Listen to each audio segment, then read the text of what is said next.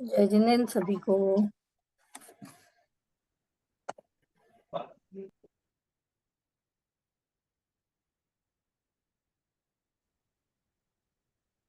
नमो अरिहन्ताणम्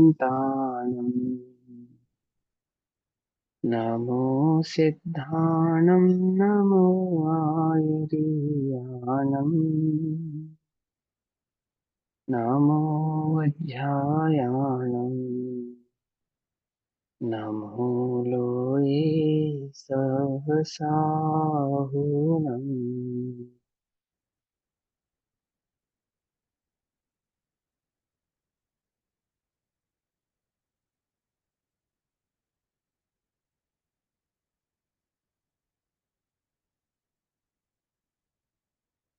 ओंकारं बिन्दुसंयुक्तम्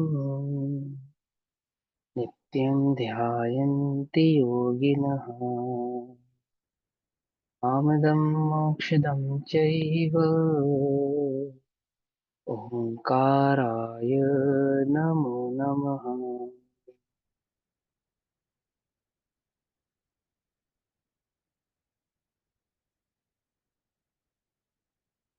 मंगलम भगवान वीरो मंगलम गौतमोऽगणी मंगलम कुंद कुंदार्द्यो जैन धर्मोस्तु मंगलम सर्वमंगल मांगल्यम सर्वकल्याणकारकम् प्रधानां सर्वधर्माणां जैनं जयतु शासनम्।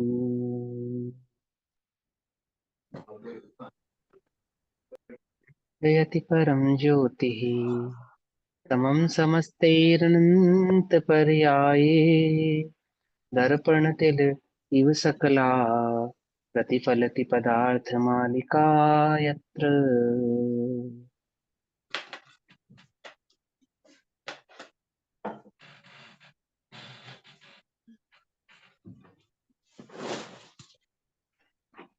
हमारे रात्रि काल का विषय चल रहा है पुरुषार्थ सिद्धि उपाय।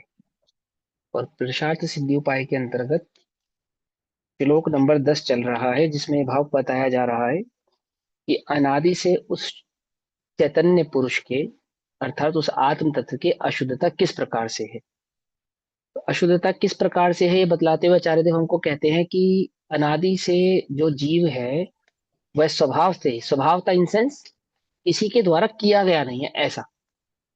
अशुद्धता जीव का स्वभाव नहीं है ऐसा मत समझ लेना कि अशुद्धता जीव का स्वभाव है, अर्थात किसी के द्वारा किया गया नहीं है ऐसा ही स्वरूप है। जैसे तिलों में तेल अथवा स्वर्ण में मिट्टी, इसी प्रकार से जीव कर्म के साथ बंधा हुआ है। भावार्थ पेज नंबर 38। बहुत अधिक भूमिका को ना बनाते हुए आगे चलते हैं ना। इस आत्मा के अशुद्धता नई उत्पन्न नहीं हुई है, कोई नई उत्पन्न हो गई ऐसा नहीं है। ये बात पहले स्वीकार करनी पड़ेगी। इस बात में क्या दम है कि अगर नई उत्पन्न हो गई मानेंगे तो फिर सिद्धों के भी अशुद्धता उत्पन्न हो सकती है। तो हमें सबसे पहले ये समझना है कि अशुद्धता कोई नई उत्पन्न नहीं हुई है, ठीक। तो भी वह जीव का स्वभाव नहीं है। इसको स्यादवाद कहते हैं। इसे कहते हैं वस्तु स्वरूप को समझना, कि नई उत्पन्न नहीं हुई है और नई उत्पन्न नहीं होने वाले होने पर भी क्या नहीं है, जीव का स्वभाव नहीं है ऐसा। अनादिकाल से संतान रूप से द्रव्य क्रम से रागादिक होते हैं। अब संतान रूप से होते हैं ये हमने कल समझ ही लिया था। जीव का भाव कर्म, यहाँ पे जीव का ज्ञान भाव अंतरंग में और बाहर में कर्म के उदय का निमित्त पाकर ये रागादि परिणाम उत्पन्न होते हैं, ठीक है ना। यहाँ अज्ञान दशा और बाहर में कर्म का उदय, फिर उन्हीं राग आदि से द्रव्य कर्म का बंधन होता है, ठीक। स्वर्ण की टीकावत अनादि से संबंध है। जैसे स्वर्ण का मिट्टी से अनादि का संबंध है, ऐसे ही आत्मा का कर्मों के साथ अनादि का संबंध बना हुआ है। उस संबंध के कारण इस जीव को अपने ज्ञान स्वभाव का बोध नहीं है। किस संबंध के कारण? अनादि के उस अज्ञान भाव के कारण। जो कर्म के उदय का संबंध कह रहे हैं ना, कर्म के उदय की अपेक्षा से समझा रहे हैं, क्योंकि यहाँ पे करना नियोग की मुख्यता से अथवा चरणा नियोग की मुख्यता से अध्यात्म को समझाना है। तो इनिशियल स्टेज पर क्या बता रहे हैं, पहले म्यूट आपको कर ये लो बात समझ। आंटी एक बारी। इनका म्यूट है, किनका है? ये सुरेखा जैन हाँ, अनम्यूट कर, जी। वो म्यूट कर लो। ये आप करो ना, होस्ट कौन है उनको बोलो। हाँ, हाँ, ये हो गया। म्यूट फिर से हो गया, हाँ। म्यूट रखो, ठीक है। हम अपने आप बोलेंगे कि अनम्यूट करने के लिए, तब अनम्यूट करके जवाब देना। हाँ, तो क्या समझाते हैं आचार्य देव हमको, क्या कहते हैं कि कर्म के उदय की अपेक्षा से समझा रहे हैं, क्या समझा रहे हैं हमको, कि उस संबंध के कारण इस जीव को अपने,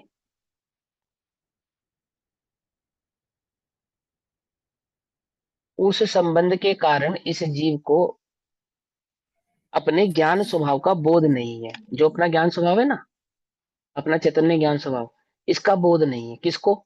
जीव को। क्यों? उस कर्म के उदय के संबंध के कारण, कर्म के संबंध के कारण कहो या कर्म के उदय के कारण कहो, लेकिन इसमें वास्तविक बात जो हमें समझने वाली है, वो क्या समझने वाली है? अपने अज्ञान के कारण इस जीव को क्या नहीं है, अपने ज्ञान स्वभाव का बोध नहीं है। और उस अज्ञान का जो पैरामीटर है ना, वो क्या है? कि वो बाहर में जो कर्म के उदय का निमित्त हमको बतलाया जा रहा है, वहां से जीव की अज्ञान भाव या अज्ञान दशा को समझा रहे हैं, समराइज कर रहे हैं उसको। ठीक है ना? फिर क्या कहते हैं? इसलिए उदयागत, उदयागत मतलब उदय के अधीन या उदय के कारण, कर्म से पर्याय में इष्ट अनिष्ट भाव से राग द्वेष मोह रूप परिणमन कर रहा है। पर्याय में अर्थात जो वर्तमान का परिणमन है, वो राग द्वेष रूप परिणमन हो रहा है। मोह यानी कि मिथ्यात्व का परिणमन हो रहा है। पर्याय में कर रहा है मतलब कि वर्तमान पर्याय में जो परिणमन हो रहा है अनिष्टता के, इष्ट अनिष्ट या मोह के कारण हो रहा है। यद्यपि इन परिणामों के होने में द्रव्य कर्म कारण है। देखो अब आगे क्लियर करेंगे। यद्यपि इस जीव के राग द्वेष मोह आदि परिणाम होने में इसका कारण बताते हैं, द्रव्य कर्म का कारण बताते हैं, यद्यपि कहकर। क्यों कहते हैं ये बात द्रव्य कर्म कारण है? यदि उनका कारण एकमात्र जीव को मानेंगे तो भी प्रॉब्लम है।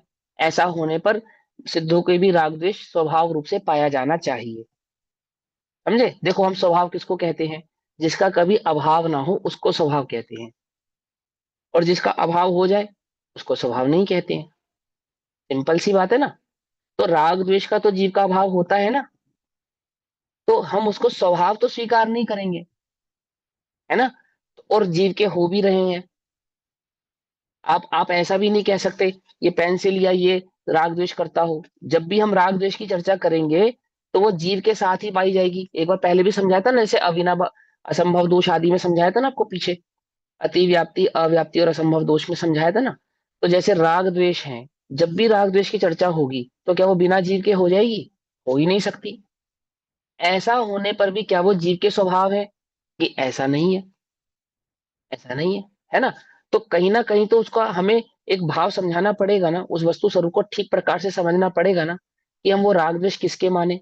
बड़ी चर्चा चलती है, जब गुरुदेव ने कहा कि जीव राग का कर्ता नहीं है, तो पूरे भारत में जितने भी जैन समुदाय के लोग थे, प्रत्येक संप्रदाय के, सबको इस बात का विरोध हुआ। क्या विरोध हुआ? कि राग का कर्ता जीव नहीं है तो कौन कर रहा है राग का कर, राग कौन कर रहा है फिर? ये क्या नाम है, ये मुर्दा राग करता है क्या? या पेन पेंसिल कॉपी किताबें राग करती हैं, हमारी कमीज हमारा शरीर राग करता है? कौन करता है? जीव ही तो कर रहा है, और कौन कर रहा है? तो बड़ी मजाक बनाते थे इस बात की। अब वस्तु स्वरूप को नहीं समझने वाला, ठीक प्रकार से नहीं समझने वाला, एक तरफ से सब चर्चा को समझता है तो ऐसे छल ग्रहण करता है, या तो मजाक करता है, और या फिर उसका, या तो उसका उपहास उड़ाता है, या उसमें छंदी हो जाता है। तो ये अवस्थाएं होती हैं। या तो वो बिल्कुल भी स्वीकार नहीं करेगा इस बात को, और अगर कदाचित स्वीकार कर रहा है तो स्वच्छंद हो जाता है। राग द्वेष करता हुआ मैं तो राग द्वेष का करता नहीं हूं ऐसा मानने लगता है, निश्चयभाषी हो जाता है। तो क्या करे? वस्तु स्वरूप को ठीक प्रकार से समझे।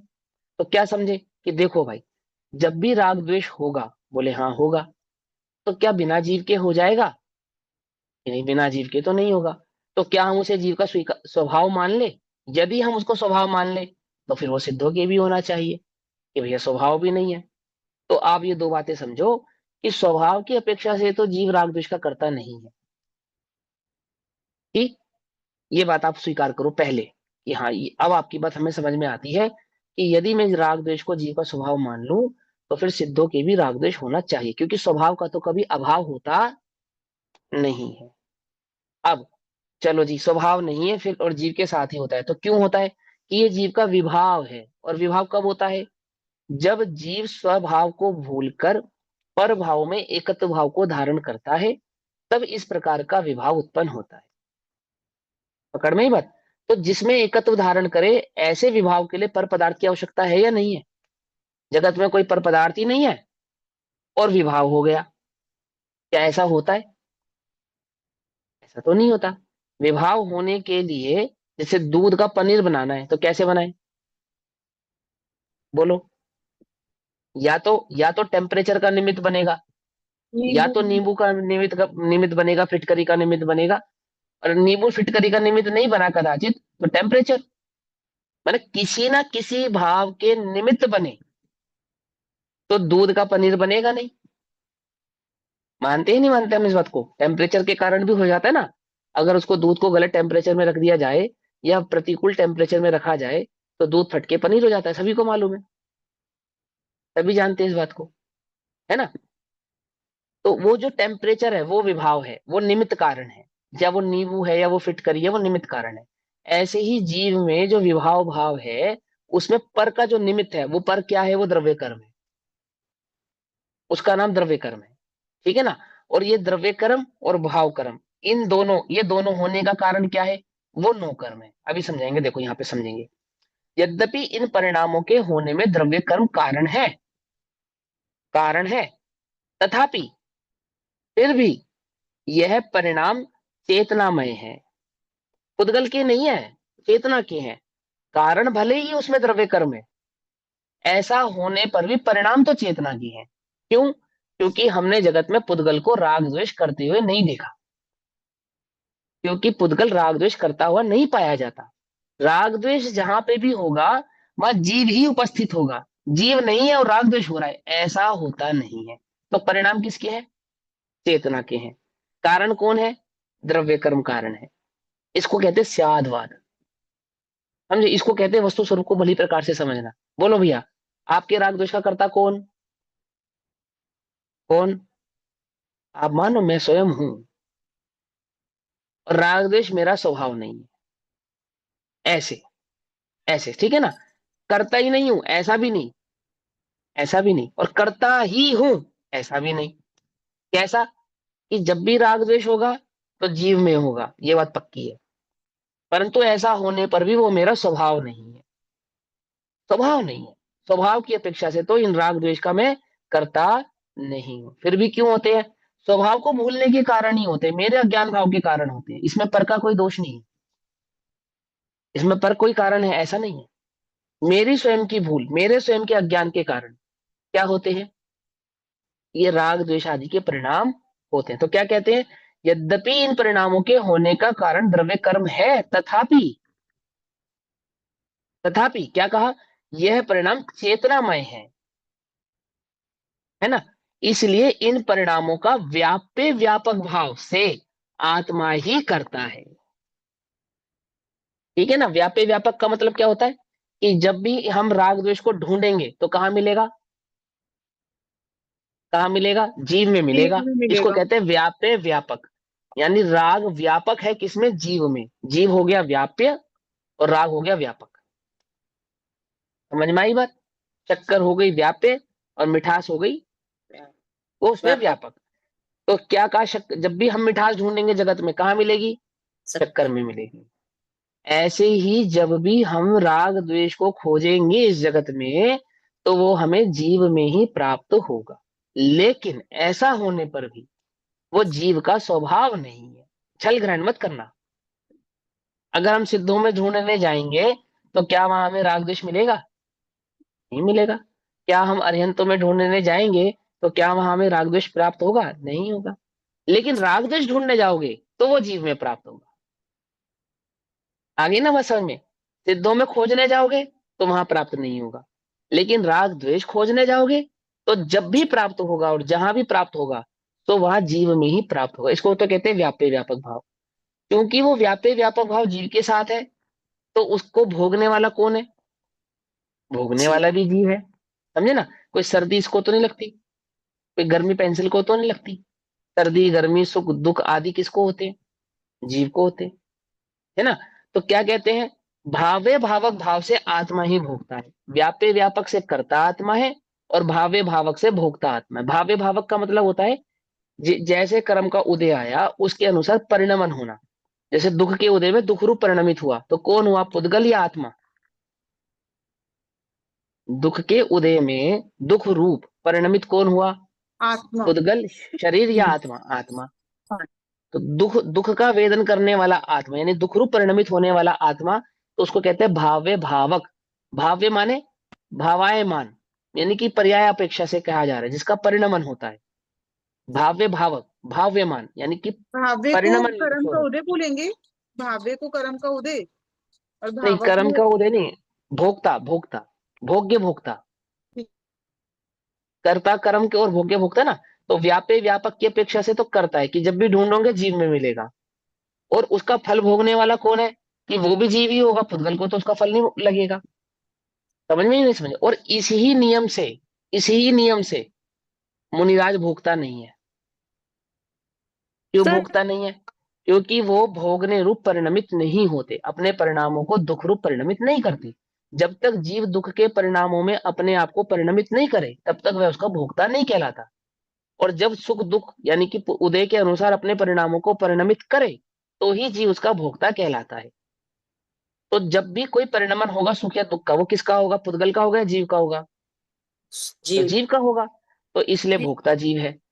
और जब भी हम उसको ढूंढने जाएंगे कहाँ मिलेगा, करता हुआ कौन मिलेगा, राग द्वेष करता हुआ कौन मिलेगा, कि जीव मिलेगा। इसलिए करता भी जीव है। दोनों बातें समझ में आ गई। लेकिन दोनों ही जीव के क्या नहीं है, स्वभाव नहीं है ऐसा। अब पूछिए हेमल जी, क्या क्वेश्चन आपका, बताइए। भावक क्या है? भावक, बता तो भावक रहा हूँ कौन है? अभी वो। समझ नहीं पड़ी। भावक जीव है। भावक भावक जीव है तो भैया, भाव्य क्या उदय है? में आया हुआ कर्म भावक है। और हाँ, कर्म के जीव भाव्य हुआ। हाँ, और उदय में आया हुआ कर्म भावक है। ठीक कर्म है, का उदय, उसका भाव्य परिणमन। और उसका परिणमन। तो भाव्य माने कि परिणमित हुआ किसमें, भावक में, यानी कि कर्म के उदय में। जैसे मान के चलो कर्म का उदय राग और द्वेष रूप उदय में आया, तो जीव ने राग द्वेष किया ना। अरे आपको दुख हुआ, तो दुख रूपी कर्म के उदय आने में और जीव का दुखी होने में जो संबंध है वो क्या है, भाव्य भावक संबंध है। और कर्ता होने में, राग द्वेष के कर्ता होने में, तो वह व्याप्य व्यापक संबंध है। सिंपल सी बात है, ठीक है ना। चलो, अब से आत्मा ही भोगता है। अब आगे, अब व्याप्य व्यापक भाव का स्वरूप कहते हैं।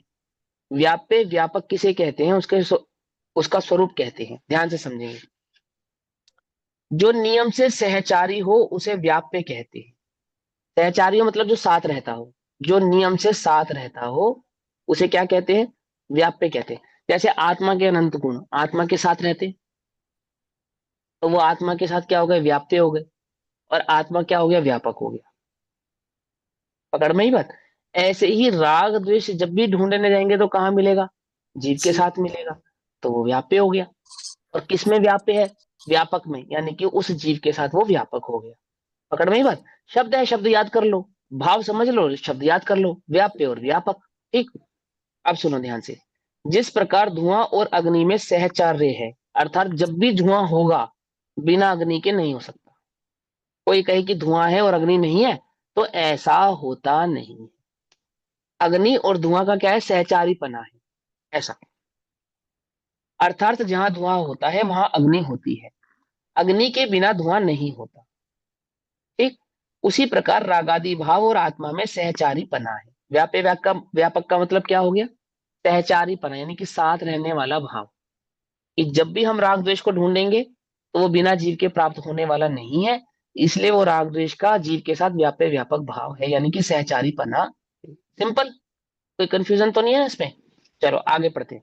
जहां रागादि होते हैं वहां आत्मा होता ही है, और आत्मा के बिना रागादि नहीं होते। ठीक है ना। जहां रागादि होंगे वहां आत्मा होगा, और आत्मा ना हो रागादि हो ऐसा होता नहीं है। ये तो हमने सब समझ ही लिया बात को। इस व्याप्ति क्रिया में जो कर्म है उसे व्याप्य कहते हैं। कर्म क्या हो गया, व्याप्य हो गया। और क्या हो गया, वो व्यापक हो गए। किसमें हो गए, भाव वो व्यापक किसमें हो गया, आत्मा में, उसे व्यापक कहते हैं। और आत्मा करता है तो उसे व्यापक कहते हैं। पकड़ में ही, नहीं पकड़ में ही? आत्मा व्यापक क्यों है? जिसमें पाया जाएगा वो तो व्यापक है, और जो पाया जाएगा वो व्याप्य है। क्या कहा? शक्कर में मिठास पाई जाती है, शक्कर में मिठास पाई जाती है, तो शक्कर हाँ। में पाई जाती है, तो शक्कर तो हो गया व्यापक, और मिठास पाई जाती है सो व्याप्य। तो जिसमें पाई जाएगी वो जो द्रव्य है वो व्यापक कहलाता है, और जो पाया जाता है वो व्याप्य कहलाता है। पकड़ में ही बात, नहीं पकड़ में? राग द्वेष के जो परिणाम है वो व्याप्य है, व्यापक में। व्यापक कौन है? जीव, उसमें वो व्याप्य है। ध्यान से समझना, स्वभाव की अपेक्षा से व्याप्य नहीं है, कर्म की उपस्थिति की अपेक्षा से बात कर रहे हैं, सत्ता की अपेक्षा से बात कर रहे हैं। ठीक है ना? अच्छा, एक बात और सुनो, ध्यान से समझना। राग और द्वेष, ध्यान से समझना है ना, मैं जिससे पूछूं वो उत्तर देना, हर कोई उत्तर नहीं देना। राग और द्वेष गुण है या पर्याय है? हेमल जी इसको म्यूट करो पहले तो आप, हम पूछेंगे जिससे वो उत्तर देगा। राग और द्वेष गुण है या पर्याय है? राग तो द्वेष गुण है, गुण है। कौन बोला ये? हेमलता जी। हाँ। हाँ, अब इसको म्यूट कर लो हेमलता जी आप।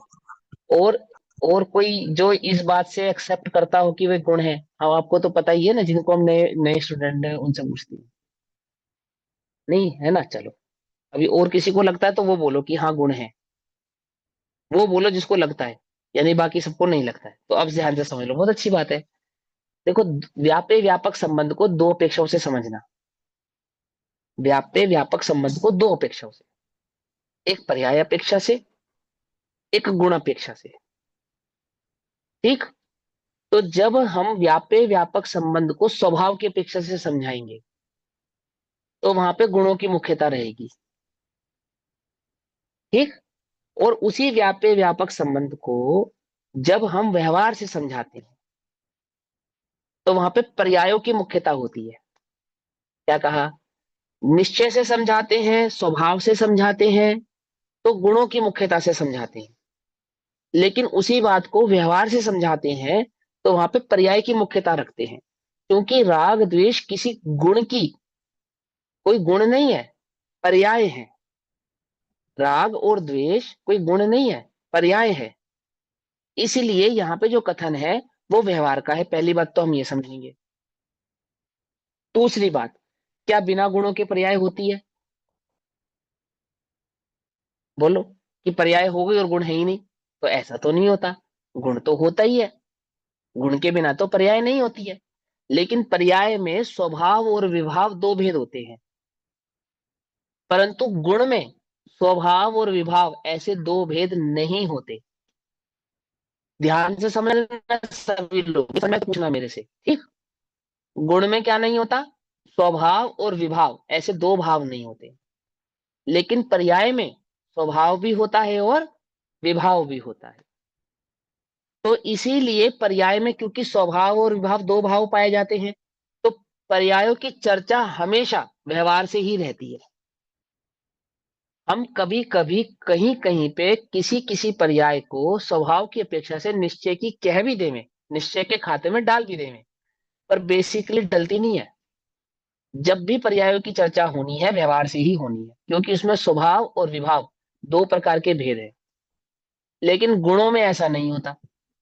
तो जो राग और द्वेष है वो किसी ना किसी गुण की पर्याय है, ये बात हम मानते हैं। लेकिन वो किसी गुण की पर्याय होने पर भी स्वाभाविक पर्याय नहीं है। कौन सी पर्याय है? विभाविक पर्याय है, क्योंकि उन पर्यायों का अभाव होता है। वो सदाकाल उस रूप परिणमित रहे ऐसा होता नहीं है। ठीक है ना? सिंपल सी बात है ना। जैसे राग और द्वेष का अभाव होता है सिद्धों में, अरिहंतों में, है ना? लेकिन जिन गुण की वो पर्याय है, किस गुण की पर्याय है कौन बताएगा? हाथ खड़ा करना। राग और द्वेष किस गुण की पर्याय है? हाँ हेमल जी आप बताओ। अब अवधेश भैया से भी पूछेंगे। चारित्र, चारित्र गुण। चारित्र गुण की पर्याय, अच्छा। अवधेश भी आपको क्या लगता है, चारित्र गुण की है? सही कह रहे हैं ये लोग? हाँ, चारित्र रोड की उगारी पड़ रहे हैं। हाँ, वेरी गुड। तभी समझना ध्यान से, राग और द्वेष चारित्र गुण की विकारी पर्याय है, लेकिन हम तो कहते हैं ज्ञान को राग द्वेष होता है। हम तो ऐसा समझते हैं कि मेरे ज्ञान में राग और द्वेष हो रहा है। ऐसा लगता है नहीं लगता अपने को कि ज्ञान रागी हो गया, ज्ञान द्वेषी हो गया? ऐसा लगता है नहीं लगता है? क्या लगता है, फील क्या लगता है, चारित्र लगता है या ज्ञान लगता है? क्योंकि आत्मा में दर्शन ज्ञान चारित्र का भेद नहीं है। इसलिए किसी भी गुण में जो भी परिणमन हो, वो सारे गुणों का परिणमन ज्ञान में ही हो रहा है, ऐसा लगता है। सुख का परिणमन भी ज्ञान में लगता है, दुख का परिणमन भी ज्ञान में लगता है, राग द्वेष का परिणमन भी ज्ञान में लगता है। तो सम्यक दर्शन आदि के परिणमन भी ज्ञान में ही लगते हैं, सम्यक मिथ्या सभी भाव ज्ञान में ही लगते हैं, क्योंकि सब कुछ जानने में तो ज्ञान में ही आता है। सब कुछ जानने में किस में आता है? ज्ञान में आता है। इससे एक बात और सिद्ध होती है, क्या? आत्मा ज्ञान मात्र है, इसलिए ज्ञान मात्र है। अनंत गुणों का परिणमन जानने में ज्ञान में ही आएगा, ज्ञान के बिना और कहीं नहीं जाना जा सकता। तो कैसे आता है ज्ञान में जानने में? मानो ज्ञान में ही हो। दर्पण तल, क्या कहा? कुछ बात समझ में या नहीं? क्या लिखा? पहला पहला पहला सूत्र, दर्पण तल सकला है? दर्पण तल इव सकला। इव सकला। हाँ, दर्पण तल इव सकला। दर्पण में दिखाई देने वाली वस्तु ऐसे लगती है मानो दर्पण के भीतर है। ज्ञान में जो भाव जानने में आते हैं वो ऐसे लगते हैं मानो ज्ञान में ही है, लेकिन वो ज्ञान के नहीं है। समझे? ऐसे वो राग द्वेष परिणाम किसके? चारित्र गुण की विकारी पर्याय ज्ञान के जानने में आती है, मानो ज्ञान ही रागी द्वेषी हो गया। कुछ बात समझ में आई या नहीं समझ में आई है? अजी अध्यात्म आगे चलेंगे ना, वहां आपको और अच्छे से समझ में आएगा। यहां समझते हैं पहले बात को। तो वहां जो राग द्वेष की पर्याय है उनको किसका कहा? उसको जीव का कहा।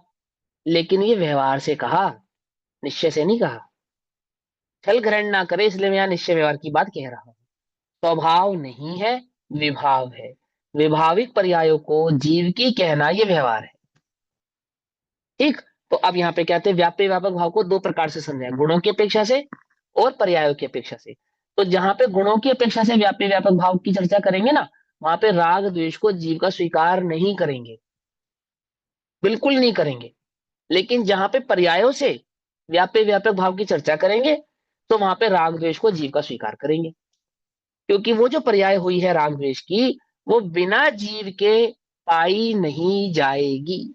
हमें जगत में पुद्गल राग द्वेष करता हुआ नहीं दिखाई देगा। अन्य कोई जो चार द्रव्य है, धर्म अधर्म आकाश और काल, ये राग द्वेष करते हुए नहीं दिखाई देंगे। जब भी होगा, कौन होगा? वहां पे निमित्तभूत जीव ही होगा। आ गई बात समझ में? इसलिए हम जब पर्याय की अपेक्षा से चर्चा करेंगे, और राग द्वेष की जब भी चर्चा होगी, वो गुण की अपेक्षा से नहीं होगी, पर्याय की अपेक्षा से ही होगी। क्योंकि राग और द्वेष नाम का कोई गुण ही नहीं है जगत में, है ना? सीधा सा लॉजिक है। अगर राग द्वेष की चर्चा हो रही है तो किसकी चर्चा हो रही है? पर्याय की चर्चा हो रही है। सिंपल, बहुत सिंपल है। कंफ्यूज तो नहीं हो रहे ना? बोर बोर तो नहीं लग रहा? भारी भारी तो नहीं लग रहा? ऐसा मुश्किल मुश्किल लग रहा हो भैया कुछ समझ में नहीं आ रहा, थोड़ा इजी करो। इजी है ना? क्या कह रहे हैं कि जब भी राग द्वेष की चर्चा होगी आगम में, जहां पे भी चर्चा हो रही है, इसका मतलब वो पर्याय की चर्चा हो रही है। आपने कैसे जान लिया भैया? हमें कैसे पता चलेगा? अरे राग द्वेष नाम का कोई गुण ही नहीं होता। राग द्वेष नाम का कोई गुण ही नहीं होता, किसी भी द्रव्य में नहीं होता। इसका मतलब वहां पर्याय की चर्चा हो रही है। हाँ, ये प्रश्न उठ सकता है कि पर्याय बिना गुणों के नहीं होती, तो हम उसे किस गुण की पर्याय माने जब राग और द्वेष नाम का कोई गुण ही नहीं है? तो उसे चारित्र गुण की पर्याय कहते हैं, विभाविक पर्याय, स्वाभाविक नहीं, विभाविक पर्याय। ठीक, चलो अब आगे चलते हैं। तो क्या कहते हैं कि जहां रागादिक होते हैं वहां आत्मा होता ही है, आत्मा के बिना रागादिक नहीं होते। इस व्याप्ति क्रिया में जो कर्म है उसे व्यापक कहते हैं, और आत्मा करता है उसे व्यापक कहते हैं। ठीक। क्योंकि रागादि आत्मा के करने से होते हैं, अतः उन्हें व्याप्य कहते हैं। रागादि क्या हो गए? व्याप्य हो गए, और आत्मा में व्यापक हो गए। पकड़ में बात नहीं पकड़ में? तो आत्मा क्या है? व्यापक, और रागादि भाव है व्याप्य। कौन करता है इनको? उद्गल करता है, धर्म करता है, धर्म करता है, काश करता है, काल करता है, कि जीव करता है? जीव करता है। जीव करता है। ऐसा होने पर भी वे जीव के स्वभाव भाव नहीं है। दोनों बातें यहां पे अच्छे से हमें समझ में आनी चाहिए। आगे चलते, इस प्रकार जहां व्याप्य व्यापक संबंध होता है, वहीं पे कर्ता क्रम संबंध होता है। कर्ता क्रम संबंध कहां पे संभव है? जहां पे व्यापक संबंध है। ठीक, अब ये थोड़ी सी न्याय की बात है, थोड़ा सा न्याय। अब आपने पहले न्याय पढ़ा होता तो आपको और आसान लगता, लेकिन यहाँ थोड़ा सा नया नया है ना, थोड़ा सा मुश्किल लग सकता है, तो इसको इजी करते हैं। सिंपल सी बात देखो,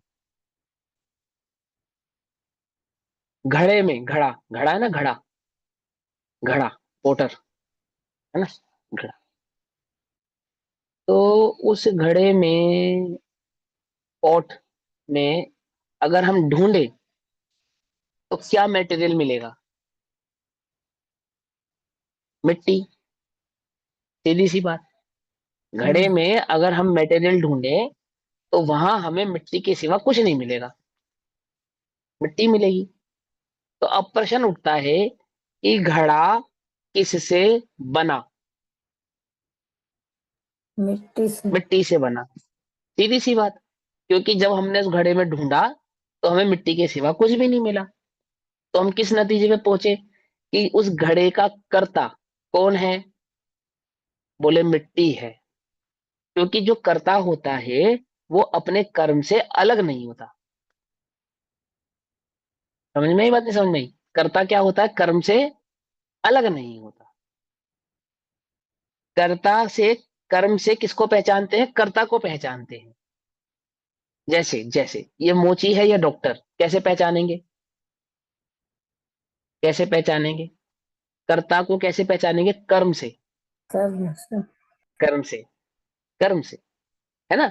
वो कर्म जो करता हो उसे से कर्ता की पहचान हो जाती है। दूध मीठा हो गया, कैसे हो गया? हमने 9 बार नमोकार मंत्र पढ़ा था भैया, इससे हो गया है। उससे हो गया कि नहीं? उससे नहीं हुआ।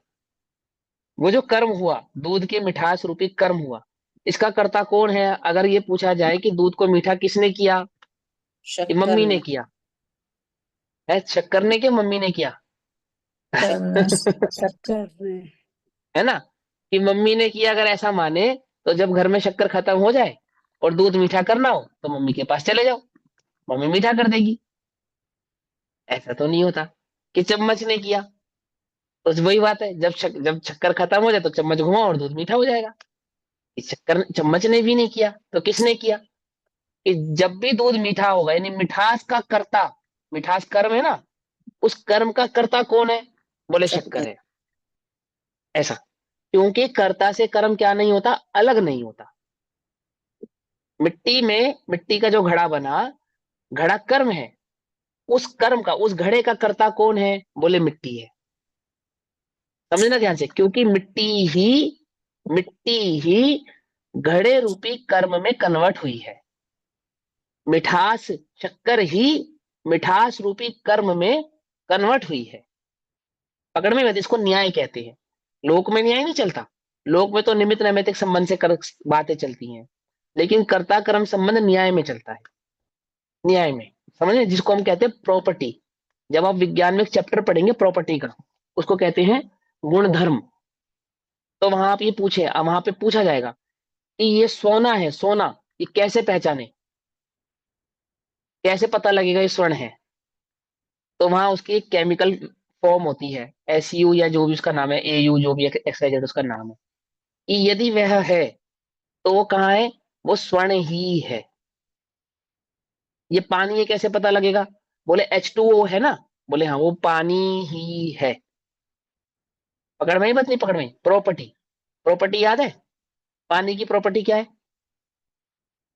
H2O। H2O। सिंपल से ना, ये इजी है, सबको याद है, इसलिए पानी की प्रॉपर्टी H2O। ऐसे ही और दो चार प्रॉपर्टी समझ लो, कि सिल्वर की प्रॉपर्टी है SU, गोल्ड की प्रॉपर्टी AU, आदि आदि। और हमारी प्रॉपर्टी ज्ञान जैसे दर्शन। पानी, ज्ञान जैसे दर्शन की। पानी की, नहीं, हाँ, पानी की प्रॉपर्टी चैतन्य। ढूंढेंगे तो पानी में मिलेगी, और गोल्ड की प्रॉपर्टी ढूंढेंगे तो गोल्ड में मिलेगी, और सिल्वर हमारी की प्रॉपर्टी प्रॉपर्टी ढूंढेंगे तो जीवत्व सिल्वर है। में मिलेगी। लेकिन गोल्ड सिल्वर ये मेरी प्रॉपर्टी, गोल्ड की प्रॉपर्टी गोल्ड में और गोल्ड मेरी प्रॉपर्टी, सिल्वर की प्रॉपर्टी सिल्वर में और सिल्वर मेरी प्रॉपर्टी। ऐसा है क्या? ऐसा नहीं है। नहीं। बात नहीं। समझे नहीं? लेकिन अपने को तो ऐसा लगता है। तो लोक वाला कर्ता क्रम नहीं पढ़ रहे हैं यहाँ पे, वस्तु स्वरूप का कर्ता क्रम पढ़ रहे हैं, विज्ञान पढ़ रहे हैं। और कौन सा विज्ञान? वीतराग विज्ञान। तो वीतराग विज्ञान क्या कहता है? इन लोक का विज्ञान जैसे कहता है कि सोने की प्रॉपर्टी सोने में मिलती है, चांदी की प्रॉपर्टी चांदी में मिलती है, ऐसे ही मेरी प्रॉपर्टी कहाँ मिलेगी? मुझ में ही मिलेगी, जीवत कहीं बाहर नहीं मुझे मिलेगी, मुझ में मिलेगी। तो मैं अपनी प्रॉपर्टी का करता हूं और वही मेरा कर्म है। पकड़ में ही बात, करता कर्म। तो क्या कहते हैं कि जो जहाँ पे तो व्यापक होता है, जो जहाँ पे पाया जाता है, लोगों उसका ने वही नहीं जीवत करता भी होता कह है। सकते हैं ना, एक सेकेंड, मेरी एक एक एक व्यापक प्रॉपर्टी एक लोगों एक ने एक जीवत म्यूट भी कर कह दिया, सकते हैं ना। हाँ हाँ, एक एक व्यापक करके, लोगों हाँ ने म्यूट मेरी, कर दिया है। एक एक करके। भैया सब अनम्यूट मत, सभी अनम्यूट मत करो, जब प्रश्न हो तभी अनम्यूट किया करो, ठीक है ना? हाँ भैया, मेरी ये प्रॉपर्टी जीवत है, बिल्कुल है। और मेरी प्रॉपर्टी चैतन्य है, ज्ञान दर्शन है, सुखवीर है, अनंत गुण है, अनंत दर्शन, सुखवीर है, चैतन्य आदि सब मेरी प्रॉपर्टी है। जो मुझ में पाया जाए वो मेरी प्रॉपर्टी है, सिंपल सी बात है। जो मुझ में पाई जाएगी वो मेरी प्रॉपर्टी है ना? आ गई ना बात समझ में? तो क्या कहते हैं, व्याप्य भैया व्यापक। एक हाँ, सेकेंड, भैया मुझे होस्ट बना दो आप, एक बारी मैं म्यूट कर दूंगी सबको बीच बीच में ना। तो पूनम मैं जी होस्ट आप कैसे मुझे, बनाऊं आपको, मुझे बताओ। पूनम जी बनाएंगे ना, आप मुझे शालिनी, मैं होस्ट बनाओ बना इतनी दो। बार म्यूट करती हूँ हर एक को, कोई कोई ना, फायदा कर दो नहीं। यार, प्लीज डिस्टर्ब अब होता भी है ना, बना बना दो। लो। हाँ टेंशन। हाँ, कोई बात नहीं, सुनो। अरे होस्ट वोस्ट मत बनो, सिद्ध बनो सीधे। क्या चक्कर होस्ट वोस्ट के चक्कर ये में बनते मतलब हो? को अभी मेरी होस्ट बात बना सुनो। दो, होस्ट नहीं को होस्ट। ये तो सुनो सबसे ध्यान से। रिक्वेस्ट है ना कि अपना अपना म्यूट रखें, बीच बीच में विस्परिंग आती रहती है। अब अगर हम भी ऐसे बोलें तो क्लास ही नहीं आगे बढ़ेगी। हाँ हाँ हाँ, चलो चलो चलो, शांत हो जाओ, कोई बात नहीं। वो हो जाता है वो, जब हम थे ना छोटे, हम भी ऐसे एक्साइटेड थे। गुरुजी हमें 10 बार डांटते थे, "ए, चुप रहो।" एक चुप ही नहीं रहा गया हमसे बस।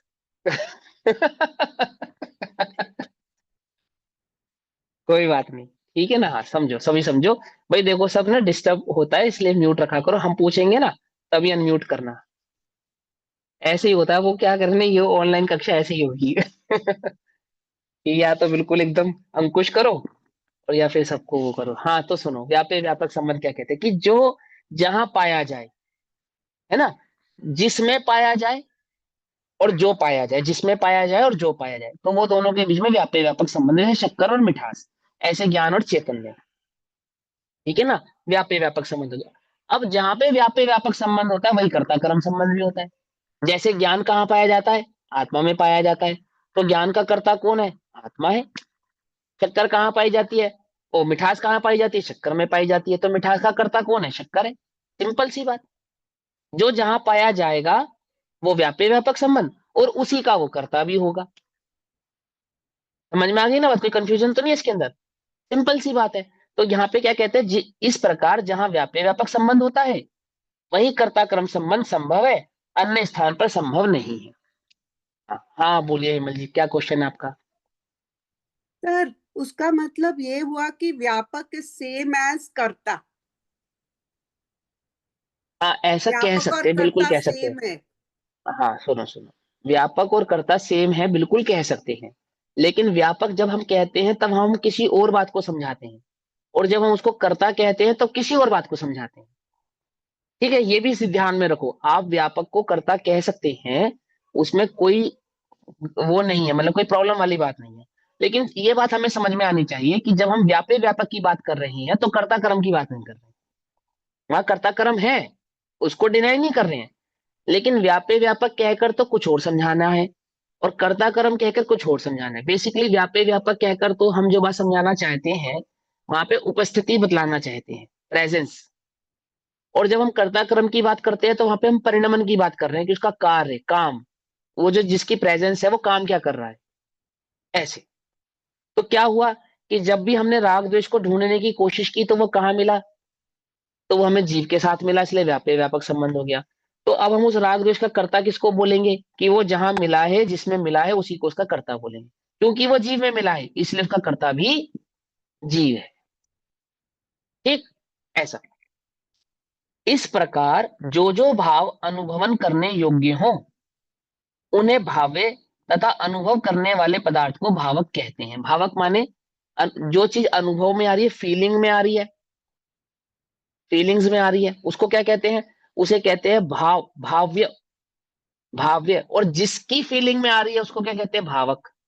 जो उसको फील कर रहा है वो भावक है, और जो फील कर रहा है वो भाव्य है। तो जैसे जीव सुख और दुख फील कर रहा है, तो जीव हो गया भावक और सुख और दुख हो गए भाव्य। जीव राग और द्वेष को फील कर रहा है, तो राग और द्वेष हो गए भाव्य और जीव हो गया भावक। जीव हमेशा भावक रहने वाला है, द्रव्य हमेशा भावक रहने वाला है, द्रव्य हमेशा व्यापक रहने वाला है, द्रव्य हमेशा करता रहने वाला है। सिंपल। द्रव्य हमेशा क्या रहेगा? करता रहेगा, भावक रहेगा, व्यापक रहेगा। और गुण और पर्याय हमेशा क्या रहेंगी? भाव्य रहेंगी, और क्या नाम है, व्यापक व्याप्य रहेंगी, और यहाँ पे इसकी अपेक्षा से भाव्य रहेंगी। समझ में आ गई? भाव्य, व्याप्य और कर्म, वो क्या हो गए? गुण और पर्याय। सिंपल है, इसको याद कर लो, सीधा सीधा फॉर्मूला। तो अब सर भावे भावक एक समझेंगे। क्वेश्चन सर हाँ, सर एक क्वेश्चन सर, आपने कहा ना व्याप्य व्यापक का कहाँ मिलता है, वो उपस्थिति बताता है, कर्ता कर्म बताता है कौन कर रहा है, तो भाव्य भावक में परिणाम, क्या है, वो क्या बताता है? फीलिंग्स, फीलिंग्स बोलो ना, फीलिंग्स बताता है। अब पेशेंसली सुनो उसको ध्यान से। वो उसके भोग भोग भाव को समझाता है, फील्स को समझाता है कि उस राग द्वेष का अनुभव कौन कर रहा है।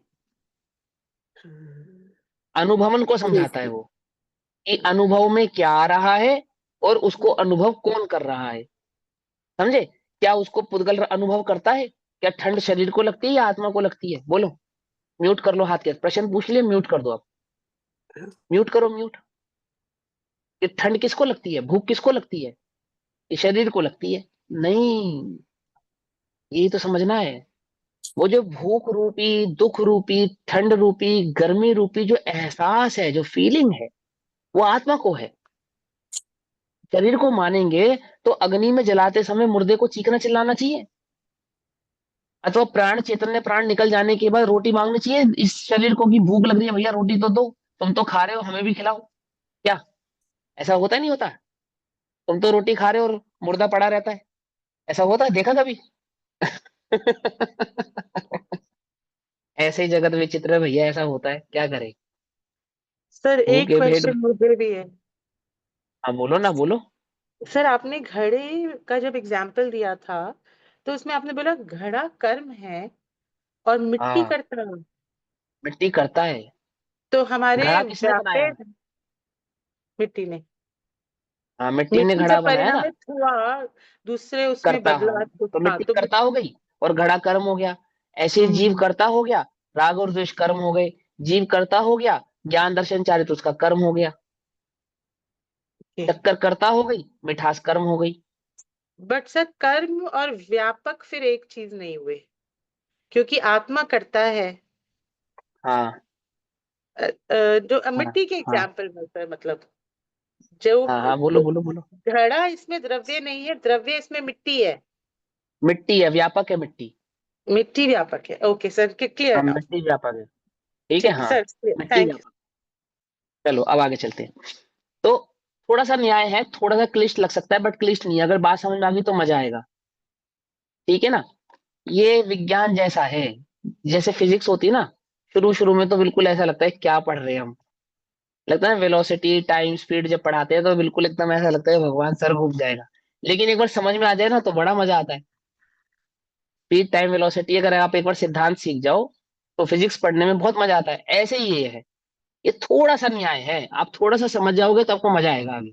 और मुश्किल नहीं है बिल्कुल भी, मैंने आपको ट्रिक समझा दी। ये लिख रहा है ना भावक, व्यापक, तो द्रव्य की बात है। भाव्य, व्याप्य, तो गुण और पर्यायों की बात है। सिंपल है ना? जहां पे भी कर्ता, भोक्ता, वो द्रव्य की बात है ना? और जहां पे कर्म और भोग, वहां पर्याय की बात है। पकड़ में आ गई बात? नहीं पकड़ में आई? का और ता याद रखो और उसको द्रव्य के साथ जोड़ दो। ऐसा ही है, ऐसे ही याद हो जाएगा। ठीक, तो सुनो मेरी बात। तो क्या कहते हैं ऐसा, अब यहाँ पे पहले हमें समझाया कि व्याप्य व्यापक संबंध से कर्ता क्रम समझाया। अब भावे भावक संबंध से भोक्ता भोग संबंध समझाएंगे। ठीक, तो क्या कहते हैं कि इसी प्रकार जो जो भाव अनुभवन करने योग्य है, अनुभव में जैसे राग, द्वेष, क्रोध, मान, माया, लोभ, अथवा ज्ञान दर्शन चारित्र, ये हमें फील हो रहा है, अनुभव में आता है, उन्हें भावे, तथा अनुभव करने वाले पदार्थ को भावक कहते हैं। तो कौन अनुभव करता है इनको? क्या पुद्गल अनुभव करता है या जीव अनुभव करता है? तो जीव अनुभव करता है, तो जीव हो गया भावक और जिसका अनुभव कर रहा है वो हो गया भाव्य। तो जिसके साथ भाव्य भावक संबंध होता है उसी के साथ भोग्य भोक्ता संबंध होता है। ठीक है ना, फील करने वाला ही भोक्ता होता है। कौन भोगा? कर्म क्यों, देखो किसने भोगा, बोलो। जिसने फील किया उसने भोगा। और इसी इसी न्याय से मुनिराज कर्म के भोक्ता नहीं है। बोले क्यों? वो फील ही नहीं करते, ना मान फील करते, ना अपमान फील करते, ना राग फील करते, ना द्वेष फील करते, ना उपसर्ग फील करते, ना उपसर्ग से बचाने वाले को फील करते। इसलिए उन पर भोक्ता नियम ही नहीं लागू होता कर्मों का, अभोक्ता रहते हैं। मुनि सकल व्रति बड़भागी, भव भोगनते वैरागी। समझे? ऐसे मुनिराज चलते फिरते सिद्ध, उनको ऐसे थोड़ी कहते हैं, ऐसे थोड़ी कहते हैं। एक चैतन्य भाव के सिवा अन्य कुछ नहीं भोगते, इसलिए वो चलते फिरते सिद्ध हैं। समझ में बात? नहीं समझ में? इसी नियम से क्या कहते हैं उनको? अभोक्ता कहते हैं। हाँ, कर्म का उदय है, अभोक्ता है। हाँ, होते हैं मुनिराज।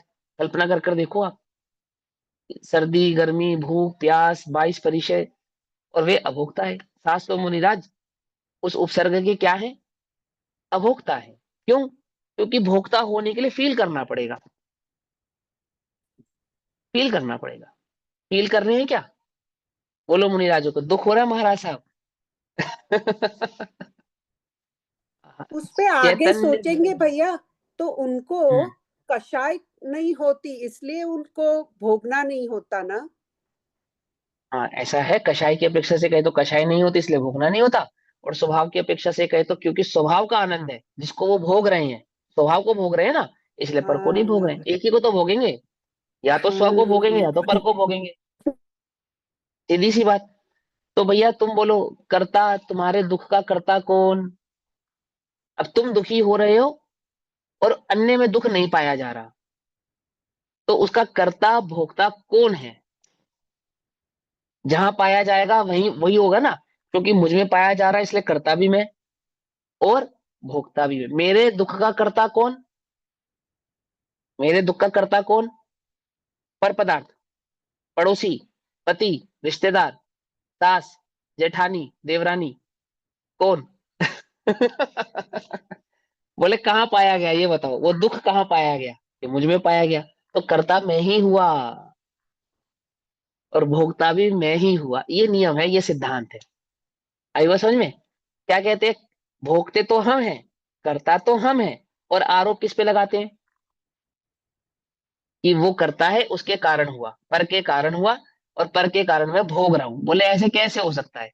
क्योंकि कर्ता कर्म व्यापे व्यापक एक, और भोक्ता भोग्य भावे भावक एक में ही पाए जाते हैं, पर में पाए नहीं जाते। समझे बाकी नहीं समझे? शंकर दोष होते हैं, बाकी तो सारे शंकर दोष है, शंकर शंकर एक ही दोष है। जादू में चलो, पाए जाते हैं। हाँ तो देखो क्या कहते हैं। इसी प्रकार जो जो भाव अनुभवन करने योग्य हो उन्हें भाव्य, तथा अनुभव करने वाले पदार्थ को भाव कहते हैं। ऐसा भावे भावक संबंध जहां हो वहीं पर भोक्ता भोग्य संबंध संभवित है। अब वहां पे भोक्ता जीव है, भोग्य वो भाव है, अन्य स्थान पर नहीं। इसी प्रकार इस अशुद्ध आत्मा के अर्थ सिद्धि कब होती है, यानी कि प्रयोजन की सिद्धि कब होती है? इस अशुद्ध आत्मा के, जिस आत्मा के अशुद्ध भाव की सिद्धि की है, उस अशुद्ध आत्मा को अपने प्रयोजन भाव की, स्वभाव भाव की, अर्थ की सिद्धि कब होती है, और अर्थ सिद्धि किसे कहते हैं, वह बतलाने वाला 11वें नंबर का श्लोक कहते हैं। ठीक है, ये छोटा सा न्याय समझ में आ गया? भावे भावक, कर्ता कर्म, भाव भोग्य भोक्ता, आ गया समझ में? चलो बहुत बढ़िया। अब आगे कहते हैं, सर्वविवृतोत्तीर्णं यदा स चैतन्यमचलमाप्नोति भवति स तदा कृतकृत्यः सम्यक् पुरुषार्थ सिद्धिमापन्न। क्या कहते हैं? अन्वयार्थ, यदा, जब, क्या क्या चलने वाला है? कि उस चैतन्य भगवान आत्मा, उस पदार्थ चैतन्य पुरुष के, उस अशुद्ध चैतन्य पुरुष के अर्थ की, अर्थात अपने प्रयोजन भाव की सिद्धि कब होती है और कैसे होती है। साधारण भाषा में कहें तो एक मिथ्या दृष्टि आत्मा को सम्यक दर्शन की प्राप्ति कब होती है और कैसे होती है, ये पूछ रहे हैं यहाँ पे, उसका उत्तर दे रहे हैं।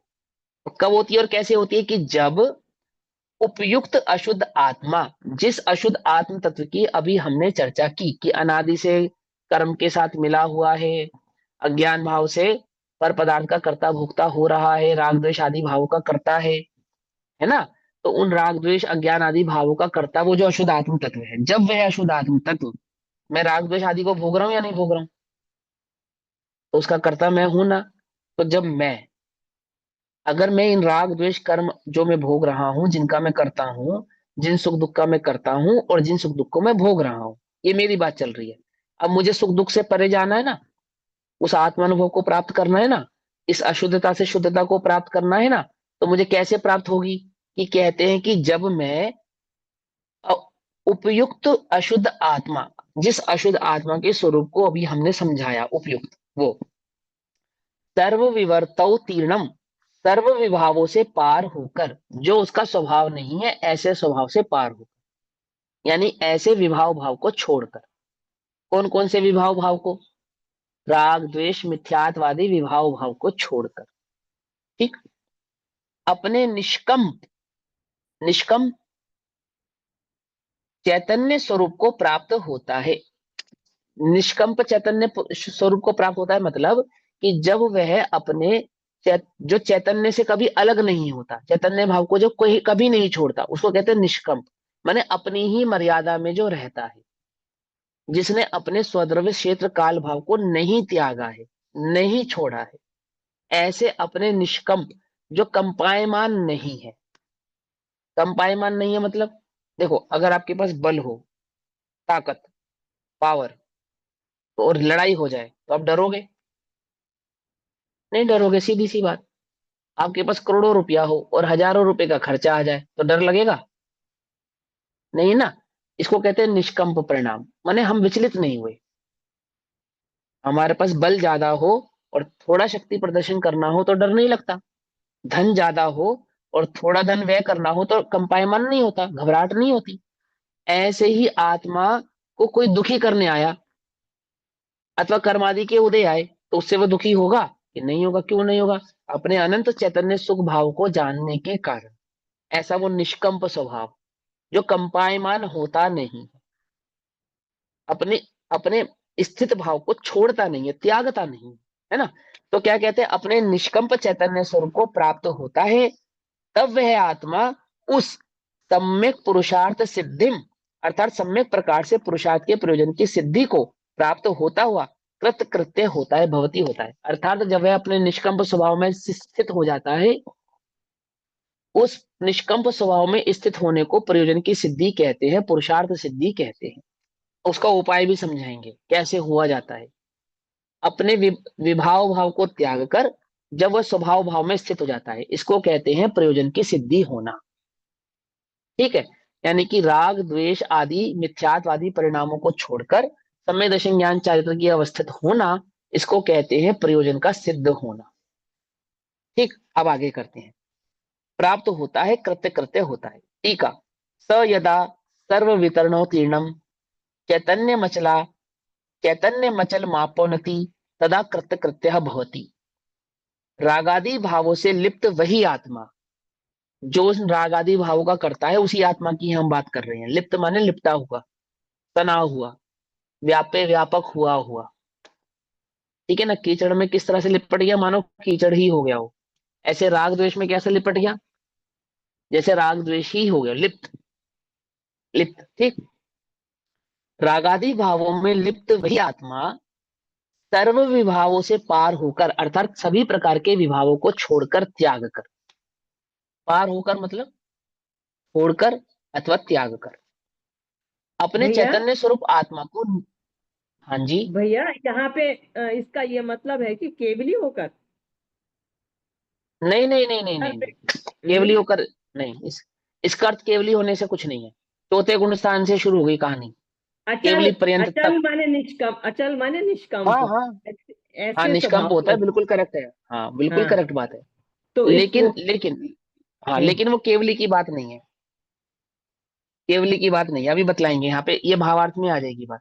ये तो चौथे गुण स्थान से शुरू हो गई कहानी, चौथे ही गुण स्थान से शुरू हो गई। वहां जब स्वरूप की स्थिरता प्रकट हुई, सम्यक दर्शन प्रकट हुआ, ये तो वहां से लेकर और केवली पर्यंत, केवली मात्र नहीं, केवली पर्यंत तक की बात है। ठीक है ना। हाँ, हम उसको भेद करके सारे डिस्ट्रीब्यूशन समझाएंगे, चौथे, पांचवे, छठे, सातवें, आठवें सारे गुण स्थान समझाएंगे, घबराओ नहीं। लेकिन बात किसकी है, हम प्रयोजन की सिद्धि की प्राप्ति किसको कहे, किसको हो गई? बोले जिसने मिथ्यात्वादी भावों का त्याग कर दिया। तो मिथ्यात्वादी भावों का त्याग कौन से गुण स्थान में होता है? चौथे गुण स्थान में हो जाता है बस। राग द्वेष की अपेक्षा से वो केवली को ही कहा जाएगा, उसमें कोई दोष नहीं है। लेकिन कोई माने कि मात्र केवलियों की बात है, तो ऐसा नहीं है, ऐसा नहीं है। समझे? देखो अभी समझाते, देखो इसी में आएगा। राग आदि भावों से लिप्त वही आत्मा, इस आत्मा की बात कर रहे हैं जो राग आदि द्वेष का करने वाला था, सर्व विभावों से पार होकर अपने चैतन्य स्वरूप आत्मा को निशंकता पूर्वक प्राप्त होता है, तब कृत्य कृत्य होता है। कैसा है वह आत्मा? कृत्य कृत्य होता है मतलब कि अ, आनंदमय हो जाता है, कृतकृत हो जाता है, पूर्ण हो जाता है। ऐसा कुछ करने के लिए नहीं बचा, उसको कहा कृत्य कृत्य। अब करने के लिए क्या बचा? कुछ नहीं बचा, कृत्य कृत्य हो गया। पकड़ में ही नहीं, पकड़ में ही, परिपूर्ण हो गया। अब क्योंकि आंटी जी ने क्वेश्चन पूछा ना, तो उन्होंने इसीलिए पूछा इस परिपूर्णता के कारण, क्योंकि ऐसी परिपूर्णता तो केवलियों की ही है, और केवलियों में भी मात्र सिद्धों के है, मात्र सिद्धों के है। क्योंकि अरिहंतों के भी अभी चार घातीय कर्मों का नाश होना बाकी है, तो वहां पे कृत्य कृत्य कैसे माने, है ना, न्याय की अपेक्षा से। तो बात सिर्फ सिद्धों की है। लेकिन यहाँ पे तो स्वरूप को प्राप्त करने की अपेक्षा से बात चल रही है। हम बात तो सिद्धत्व की ही करेंगे, उससे छोटी बात कोई नहीं करेंगे। लेकिन इसमें गर्भित चौथे गुण स्थान से लेकर सिद्ध पर्यंत सभी जीव हो जाने वाले हैं। क्योंकि जिसको प्रयोजन की सिद्धि हो गई है, हुई है ना प्रयोजन की सिद्धि, किसको हुई है? जिसको सम्यक दर्शन की प्राप्ति हुई है उसको प्रयोजन की सिद्धि हुई। ठीक है, पकड़ में ही बात नहीं, पकड़ में। सिद्धि माने प्राप्ति। प्रयोजन क्या है? प्रयोजन हमारा अपने आत्म तत्व को पहचाने, जाने, उसमें रम पच जाए और विभाव आदि भावों को त्याग दे। तो त्यागना दो प्रकार से होता है, एक दृष्टि त्याग और एक परिणति त्याग। क्या कहा? एक दृष्टि त्याग, एक परिणति त्याग। सम्यक दर्शन को दृष्टि मोक्ष कहते हैं। क्या कहते हैं? दृष्टि मोक्ष। और सिद्धों को कहते हैं परिणत मोक्ष। अब ये क्या होता है दृष्टि मोक्ष और परिणत मोक्ष? सिद्ध स्वभाव ऐसे अपने चैतन्य भाव का अनुभवन मात्र, ऐसे सम्यक दर्शन को कहते हैं दृष्टि मोक्ष, अर्थात दृष्टि में मुक्त हो गया। और परिणत मोक्ष किसको कहते हैं? कि प्रैक्टिकली मोक्ष अवस्था को जो प्राप्त हो गया उसको परिणत मोक्ष कहते हैं। तो दृष्टि मोक्ष और परिणत मोक्ष में परिणति की अपेक्षा से तो अंतर है, ठीक है ना, लेकिन मोक्ष स्वभाव की अपेक्षा से अंतर नहीं है, मुक्त स्वभाव की अपेक्षा से अंतर नहीं है। तो वहां पे उत्कृष्टता की बात तो कह रहे हैं, लेकिन चौथे गुण स्थान से उत्कृष्ट यानी सिद्ध अवस्था तक के सभी जीव उसमें समाहित हैं, गर्भित है। जिसने सम्यक दर्शन प्रकट कर लिया, जिस भी जीव ने प्रकट कर लिया, अब वो निष्कम स्वभाव को प्राप्त होगा या नहीं होगा? होगा, बस सिंपल सी बात है। ऐसा तो नहीं है ना, कोई डाउट है, कोई शक है कि अब नहीं होगा? अरे भैया वो बीच में रुक सकता है, तो सोचे भी, तो सोचे भी कि बीच में रोका जा सकता है, फिर से अनादि मिथ्या दृष्टि हुआ जा सकता है, और फिर से गड़बड़ हो सकती है क्या? वो स्वयं करना चाहे तो भी नहीं हो सकती। नहीं होती गड़बड़। एक बार सम्यक दर्शन सर प्राप्त करने का तो कोई गड़बड़ नहीं। खाली शायिक सम्यक दृष्टि को गड़बड़ नहीं होगी ना, जो उपशम वाले हैं वो तो फिर से नीचे गिर सकते हैं। हाँ, बस वही तो समझ में आना है कि किसी को गड़बड़ नहीं होती। नियम हो गया, अब पक्का नियम हो गया। क्या पक्का नियम हो गया? कि भले ही अर्ध पुद्गला परावर्तन मैक्सिमम टाइम, जैसे आपने बोला कि उपशम है या छह उपशम में छूट गया आदि आदि, पर नियम से निष्कंप स्वभाव को प्राप्त होगा। नियम हो गया ना, नियमबद्ध हो गया वो, नियमबद्ध हो गया। अब वो कंपलसरी हो गई उसकी कहानी कि अब इसको इस निष्कंप स्वभाव में एनी हाउ स्थित होना ही होना है। ये नहीं भी होना चाहेगा ऐसा होगा नहीं। मान लो ये नहीं भी होना चाहेगा तो भी होना पड़ेगा। भाई है कोई प्रकृति की ताकत जो एक बार सम्यक दर्शन प्रकट होने के बाद उस जीव को निष्कंप स्वभाव में होने से रोक दे? बोलो, तीनों लोकों में किसकी ताकत है? स्वयं अरिहंत की भी ऐसी ताकत नहीं है, और स्वयं उस जीव की भी ताकत नहीं है कि वो चाहे कि मुझे नहीं होना, तो भी हुए बिना रहेगा नहीं। बात समझ में आई नहीं? तो वो तो पर्यंत है, वो तो चौथा गुण स्थान तो उसमें गर्भित ही है। हाँ, अपेक्षा जब हम चर्चा करेंगे तो उत्कृष्ट परिणाम की ही करने वाले, ऐसा। ठीक, तो अभी तो समय हुआ, बाकी चर्चा हम कल करेंगे। तब तक के लिए सभी को जय जिनेन्द्र। ओम नमः सिद्धेभ्य। निज निधि निज में बताई यह अनंत उपकार है, उसके लिए जिनवाणी माँ को वंदना शतबार। नमो ओरियंता।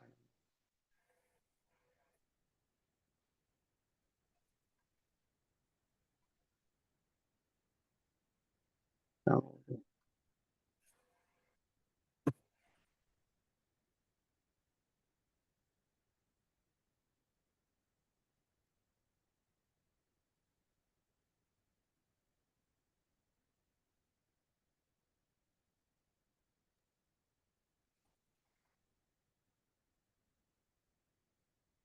जय हिंद सभी को।